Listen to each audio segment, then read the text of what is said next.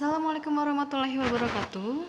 Kita ketemu lagi dengan channel Kak Dinirat. Kali ini kita membahas tentang soal SKB CPNS 2020 tentang materi Epidemiologi 3.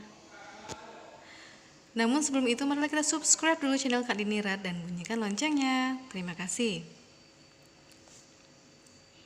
Soal pertama, epidemiologi adalah A. Ilmu yang mempelajari tentang epidemi, B. Ilmu yang mempelajari tentang distribusi penyakit, C. Ilmu yang mempelajari tentang determinan penyakit, D. Ilmu yang mempelajari tentang determinan dan distribusi penyakit.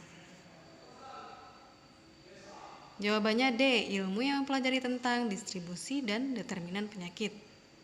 Soal kedua, tokoh yang dianggap sebagai bapak atau pendiri epidemiologi adalah A. Hippocrates, B. John Brown, C. John Snow, D. Filippo Pacini. Jawabannya C. John Snow. Soal ketiga, dalam definisi epidemiologi, istilah distribusi dan determinan merujuk pada A. Frekuensi, pola, dan penyebab penyakit, B. Diseminasi informasi kepada pihak yang berkepentingan, C. Pengetahuan sikap dan praktek yang terkait dengan kesehatan, D. Layanan dan sumber daya kesehatan.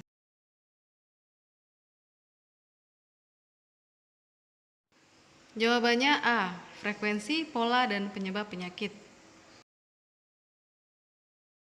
Soal keempat, definisi sehat menurut WHO mencakup keadaan sejahtera atau well-being yang sempurna secara A. Fisik, B. Mental, C. Sosial, D. Semuanya benar.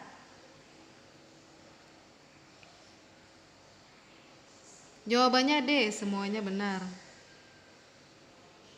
Soal kelima, epidemiologi deskriptif mencakup jawaban bagi kata tanya berikut kecuali A. Siapa, B. Di mana, C. Bila mana, D. Mengapa. Jawabannya D. Mengapa. Soal keenam, distribusi penyakit dalam epidemiologi umumnya dideskripsikan menurut A. Faktor usia, jenis kelamin dan ras, B. Faktor orang, tempat, dan waktu, C. Faktor pekerjaan, status perkawinan, dan status sosial ekonomi, D. Semuanya salah.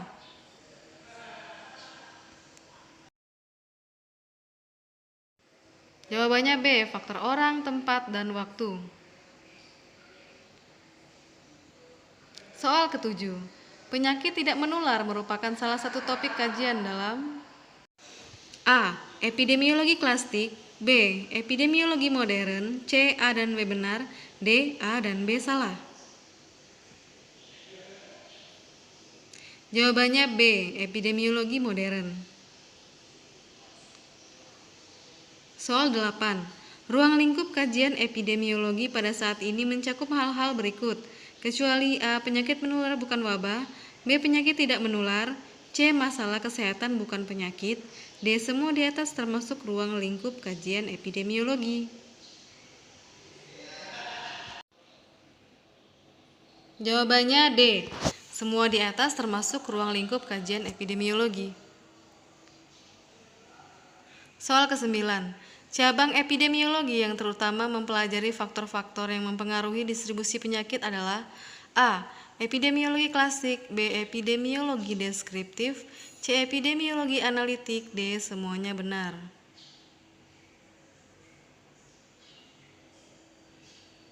Jawabannya B. Epidemiologi deskriptif. Soal ke-10.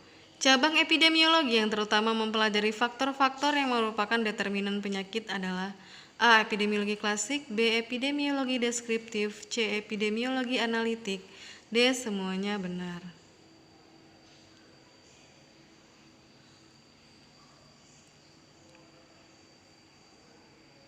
Jawabannya C. Epidemiologi analitik.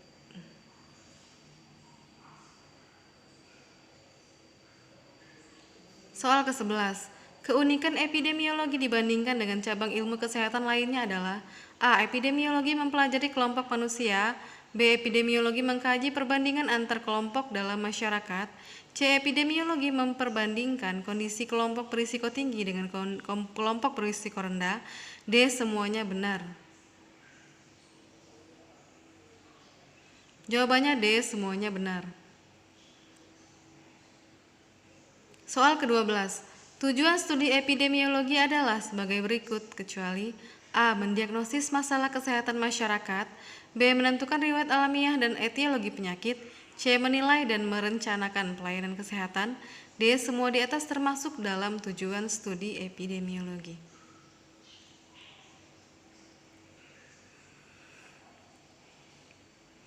Soal ke-12, jawabannya D, semua di atas termasuk dalam tujuan studi epidemiologi.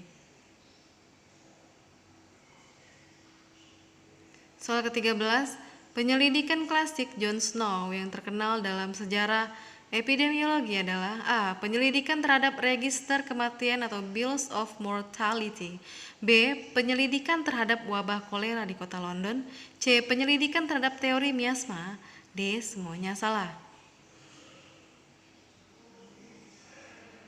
Jawabannya B. Penyelidikan terhadap wabah kolera di kota London.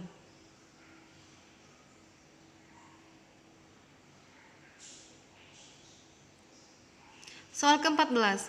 Kegiatan surveillance epidemiologi antara lain adalah A. Mengumpulkan data secara sistematis dan kontinu, B. Mengkaji hubungan antara pajanan yang ada dengan peristiwa terjadinya penyakit, C. A dan B benar, D. A dan C salah.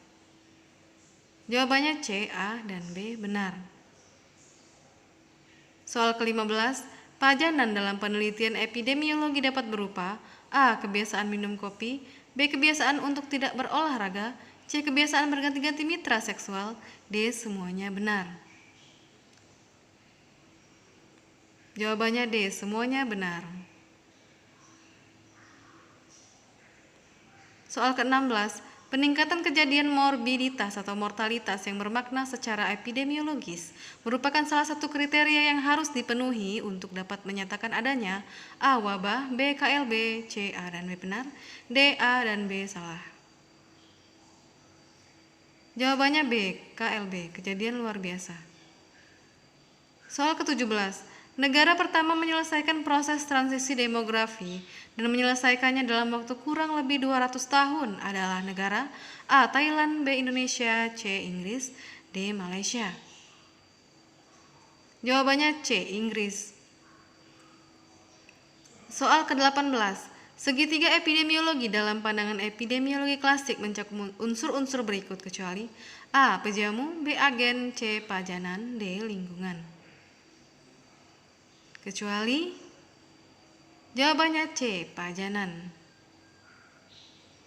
Soal 19, contoh agen penyakit dalam paradigma triad epidemiologi yaitu A. Kehamilan, B. Usia lanjut, C. Ekses atau kelebihan kolesterol, D.